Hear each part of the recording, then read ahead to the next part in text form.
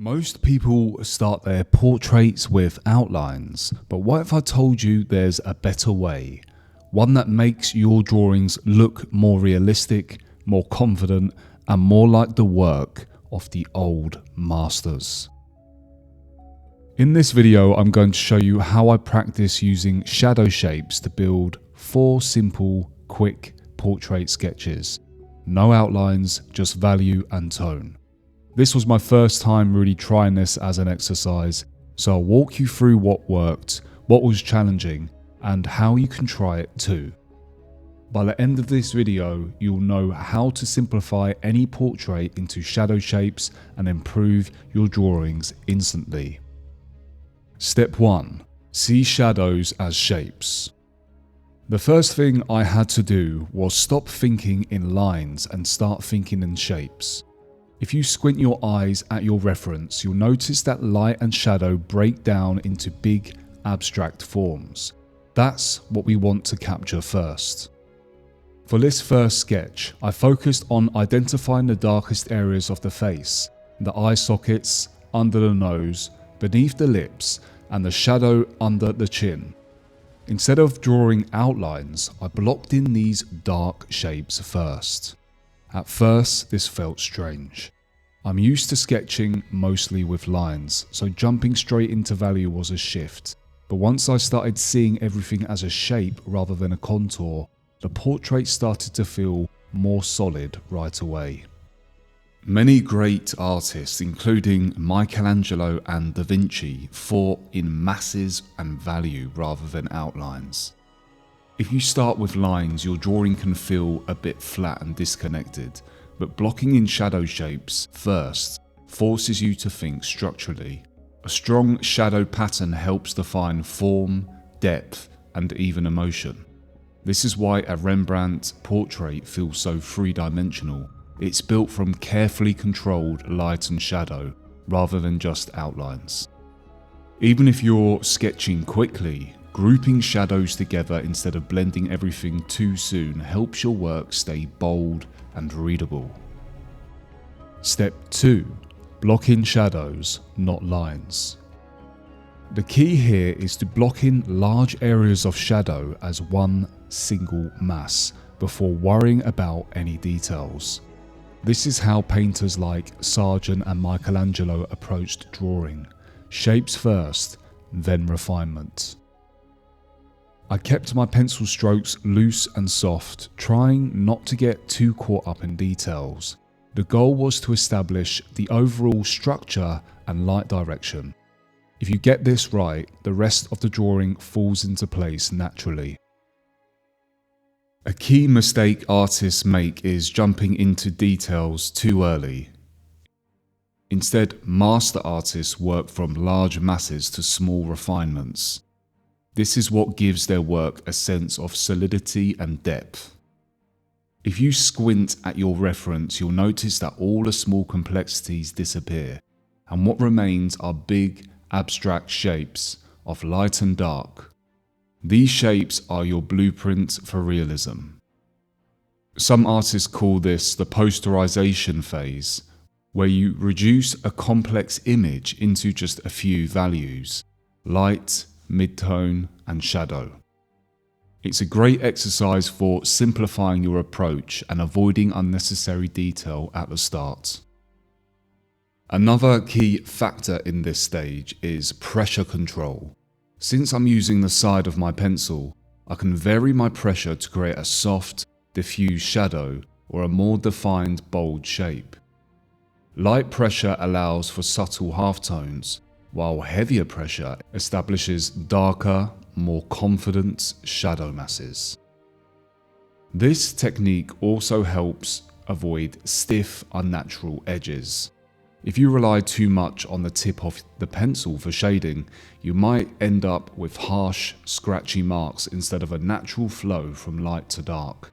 By keeping my strokes broader and more gestural, I ensure that my values feel fluid and organic, just like how light actually behaves in the real world. Another advantage of blocking in values this way is that it makes adjustments easier. If a shadow feels too dark or misplaced, I can simply soften it with a kneaded eraser rather than having to erase and redraw entire sections. I keep the process forgiving and flexible, which is crucial in portrait drawing. This approach also trains my eye for abstraction. Instead of seeing an eyebrow, a nose, or a cheekbone as separate details, I start to recognize them as interconnected shapes of light and dark. This shift in thinking is what allows artists to draw more realistically, because realism isn't about detail, it's about structure. In this second sketch, I started noticing how edges play a role. Some areas needed sharp, crisp edges, while others were soft and blended. More on that in the next step. Step 3. Suggesting form with edges and shadows. Because these were 20 to 30 minute studies, I wasn't focusing on fully turning form. Rather, I was seeing how much I could suggest with just a few values. The goal wasn't a hyper-detailed portrait, but to train my eye to see the big, light and dark shapes quickly. Instead of drawing the light areas directly, you're sculpting them by carefully removing or refining parts of the shadow. This is a classic technique used in charcoal drawing and even painting. Michelangelo's sculpting process mirrors this exact approach. He believed that the figure was already inside the marble, and his job was to carve away everything that wasn't the figure. In a way, we're doing the same thing with shadows in drawing. Pay attention to how edges behave in light and shadow. Light areas tend to have softer, more gradual transitions, while shadows have harder, more defined edges in key spots. This contrast makes your forms feel more three-dimensional. At this stage, I'm not aiming for perfect rendering. Instead, I'm using the eraser and lighter pencil strokes to roughly carve out the light planes. Just enough to establish a clear separation between light and shadow. Since I'm working quickly, I focus on edge variation in the most important areas. Some light areas blend smoothly into shadow, while others have a sharper transition, especially around the nose, jawline and eye sockets, where planes shift more dramatically. Even though these are short studies, I still want to capture the essence of form rather than just copying a face. I remind myself that less is more. A few well-placed highlights and softened transitions will do more for the drawing than overthinking small details. I'm also keeping in mind that time constraints force clarity. Since I only have 20 to 30 minutes per portrait, I don't have time to second guess or overcorrect.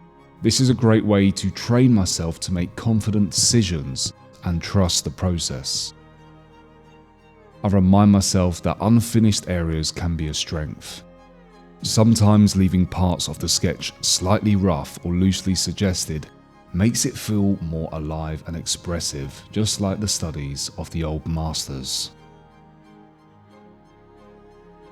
In this third sketch, I paid a little more attention to the softness of some transitions, but I kept it loose. The challenge here was knowing when to stop. How much can I suggest with just a few values, rather than overworking the drawing? This was a really interesting balance to explore. If I had spent longer, I could have refined the shading to fully turn the form. But in these quick studies, the goal was simply to capture the big structure of light and shadow without overthinking it. The final phase is all about nuance. This is where you refine form and create a sense of atmosphere rather than just copying what you see. One trick is to use lost and found edges, where some areas of the drawing fade softly into the background, while others remain sharp. This guides the viewer's eye and creates a sense of focus and depth. Even though this was my first time trying this approach, I already see how useful it is for building form in a more natural, sculptural way. If I had spent more time, I could have refined the transitions even further, making the forms feel even more solid. This method is especially helpful for pencil or charcoal portraits, but it's also the foundation of how painters think about form. If you master drawing this way, painting in oils or gouache will feel much more intuitive. At this stage, it's easy to start overthinking, but don't worry about perfection, focus on progress. Even master artists refine their work in stages. The goal isn't to create a flawless portrait, but to train your eye to see values and form more clearly. If you're new to this approach, keep in mind that every sketch is a stepping stone. The more you practice, the more natural it will feel. With time, you'll start seeing the world in terms of light and shadow, which will completely transform the way you draw. A great exercise is to pause and compare your drawing to your reference. Ask yourself, are my shadow shapes reading clearly? Do my lights feel connected? Are my edges too harsh or too soft? Developing this awareness will sharpen your artistic instincts over time. If you feel like your drawing isn't quite working, try stepping back or flipping it in a mirror. It's a trick many artists use to instantly spot areas that need adjusting. Sometimes all it takes is a slight shift in perspective to see your work with fresh eyes. The most important thing, keep going. Even quick 20 to 30 minute sketches like these build your visual understanding. The more you train yourself to think in terms of big shadow masses and refined lights, the stronger your drawings will become, whether in pencil, charcoal, or even painting. Step 4. Experimenting with subtle shadows. For the last sketch, I wanted to see how far I could push subtlety. What happens if I use only soft values and almost no hard edges? This one is much fainter than the others with fewer details, and honestly it felt like the hardest one to control. But I started noticing how even the slightest value shift can define a face without needing a strong outline of the light and shadow form that I could see on the faint reference image that I had. If you're trying this exercise, I'd recommend doing one sketch with bold, strong shadows and another with softer, more delicate values. It really helps train your eye to see the full range of light and dark. While this approach focuses heavily on masses of light and shadow, that doesn't mean you have to completely avoid line. In fact, subtle linear accents can help reinforce structure and guide the eye. The key is to use them strategically, rather than relying on them as a crutch. Some areas of the face naturally lend themselves to a bit more line work, like the edges of the lips, the creases around the eyes, or the subtle contour of the nose.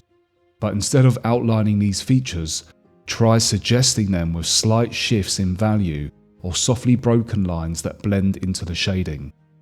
A great example of this is how classical portrait artists like John Singer Sargent and Zorn handled features. They often left edges open in the light while allowing the shadows to define the form.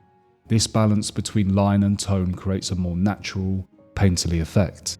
But I'm also aware that John Singer Sargent also created a number of beautiful portrait drawings that were mostly line art as well.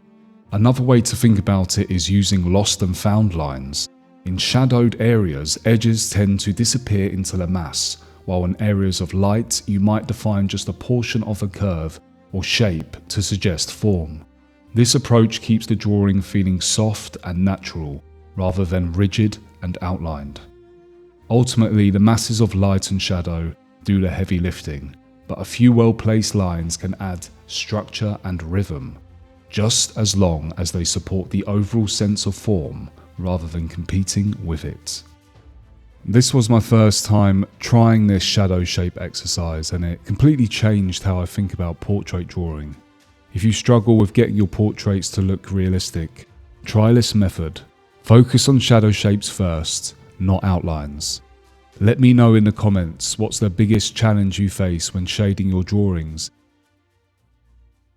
If you found this method helpful, try it in your next sketch. You'll be surprised at how much more solid your drawings feel when you focus on shadow first. Make sure to subscribe. I'm always exploring new ways to approach drawing and painting.